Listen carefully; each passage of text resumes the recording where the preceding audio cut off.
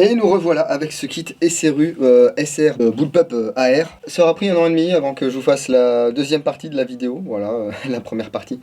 Vous y aurez accès à la fin de cette vidéo aussi, hein. Vous savez qu'à la fin de toutes les vidéos, il y a des petites vignettes qui s'affichent, on peut cliquer dessus et ça permet soit de s'abonner ou soit d'atteindre des vidéos. Donc on avait fait le montage ensemble sur une réplique qui était pas vraiment adaptée, une réplique de chez SCT.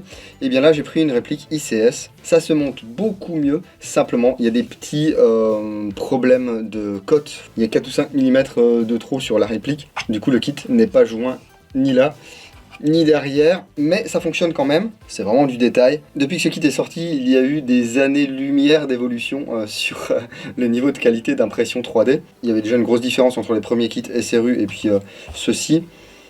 Là c'est vraiment plus fin, mais maintenant on peut avoir encore des choses un petit peu plus fines. Mais j'aime bien tenir mes promesses, voilà, je vous ai promis que je vous montrerai ce kit monté, qu'on en verra un petit peu les fonctionnalités, à quoi ça ressemble. Et en parlant de promesses, je vous promets que cette vidéo ne sera pas coupée par une pub YouTube. À la place, je préfère vous parler de NaturaBuy, qui est partenaire de cette vidéo. Vous connaissez certainement NaturaBuy, un site pour les chasseurs, les tireurs, les collectionneurs, mais également pour les pratiquants d'airsoft. Vous pouvez retrouver des dizaines de milliers de références liées à l'airsoft. Et un des gros atouts, c'est qu'ils garantissent tous les achats, aussi bien les produits neufs que les produits d'occasion. Donc si vous n'êtes pas satisfait de votre commande, qu'il y a un problème même après utilisation, ils prennent le relais et vous remboursent quoi qu'il arrive. Alors c'est du jamais vu, hein, et en plus le processus est super simple et rapide. Je vous mets un lien dans la description de la vidéo, allez jeter un coup d'œil et donnez-moi vos retours si vous êtes utilisateur du site NaturaBuy, grâce à qui je peux vous proposer cette vidéo sans publicité.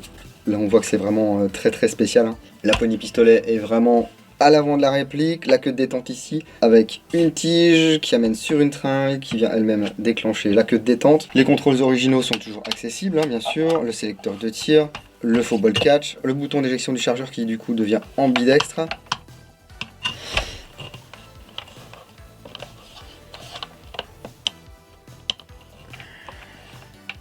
Mais là on voit que voilà, ça tombe pas forcément tout à fait en face. Et du coup ça nous pousse un petit peu le kit, ce qui fait que les chargeurs parfois sont un petit peu difficiles à enlever. Voilà, là je pousse, il faut vraiment que je tire, il va pas tomber tout seul. Le levier d'armement ici, donc là du coup il y a du jeu, mais on peut quand même venir actionner le levier d'armement, voilà, pour dégager le bloc pop-up. Je vous montre comme ceci. On peut remettre la trappe. Ici également la possibilité d'éjecter le chargeur grâce à ce renvoi ici, hein, qui appuie directement sur le bouton d'éjection. On a les attaches sangles QD ici qui permettent de poser une sangle. C'est magique, hein. Voilà. Donc c'est dommage pour ces petits ajustements, sinon tout c'est bien emboîté. On a accès à la batterie ici, il y a un petit poussoir. J'appuie dessus, voilà. Et ici, je peux arriver au compartiment. Il y a un petit peu de place, mais pas trop. Voilà. Et puis là, j'ai beaucoup de câbles. Si c'était un montage définitif, bien sûr, je viendrai ici couper et puis réduire la longueur de câble. Et ici, pour mettre le capot, c'est facile. Hop. Comme c'était une réplique courte de chez ICS, j'avais un canon court qui arrive à peu près ici. Donc ce que j'ai fait, c'est que j'ai pris la rallonge de mon HK 416 Tokyo Marui. J'y ai mis un petit cache-flamme ici qui va avec le Predator Mark II de chez Ace-Tech. Voilà, ça peut faire un petit look sympa. Ici j'ai choisi de mettre cette extension, mais vous pouvez mettre celle-ci, donc qui va venir comme ceci, vous donner vraiment un bout très rectangulaire. Après il faut bien sûr s'assurer que le canon tombe en face, ou alors vous avez ici une autre extension qu'on peut venir mettre comme ceci, voilà, qui va faire un autre rail, une extension de rail sur le bas. Par contre il faudra encore mettre une extension de canon pour avoir quelque chose qui vient ici, hop, attendez, je décale encore un petit peu parce qu'on voit rien, quelque chose qui vient faire vraiment très long. Donc moi ça m'intéressait pas forcément, mais ça laisse le choix des configurations.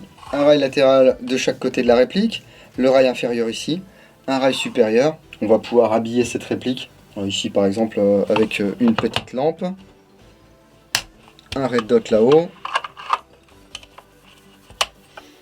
notre chargeur, et puis bon, vous voyez ça rentre presque plus dans le cadre, mais ça fait un truc un peu futuriste. Alors ça, c'est typiquement le genre de truc il y a 3-4 ans encore, j'aurais envoyé chez Fokker pour qu'il me fasse une chouette peinture. Mais là, globalement, je le ferai pas, déjà parce qu'il a autre chose à faire, et puis parce qu'en plus, j'ai pas forcément le budget pour faire ce genre de truc. Une petite vue de l'autre côté, avec le second rail latéral ici. La poignée là, qui est du coup assez fine, c'est sympa. Et on va pouvoir mettre la seconde main ici. S'il y a un sélecteur de tir ambidextre sur votre réplique, et bien ici ça ne gênera pas, hein, il y a l'espace. Si on adhère au délire, si on adhère au design, et bien c'est parfait. Hein. Niveau maniabilité, alors ça c'est déroutant parce qu'on a tout le poids du coup qui est derrière, bon bah c'est un bullpup. Hein. Une fois qu'on est encrossé, ça se passe plutôt pas mal. Ici on va pouvoir éventuellement venir mettre notre main faible sur le bas de la poignée, sinon vous pouvez mettre ici un grip, hein. Il n'y a aucun souci. On peut épauler facilement. Moi ici j'ai choisi de mettre une lampe. Si vous voulez la mettre sur le côté, vous la mettez sur le côté. L'accès au sélecteur de tir se fait avec la main faible.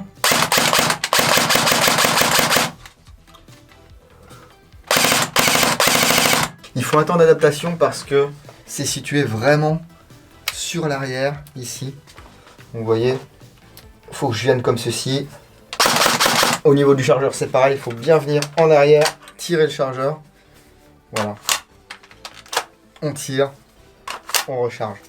Donc globalement ça va. C'est vraiment le look qui va déterminer si vous êtes ou non intéressé par ce genre de kit. Bon, c'est clairement pas mon truc, mais 020 m'avait proposé de le tester.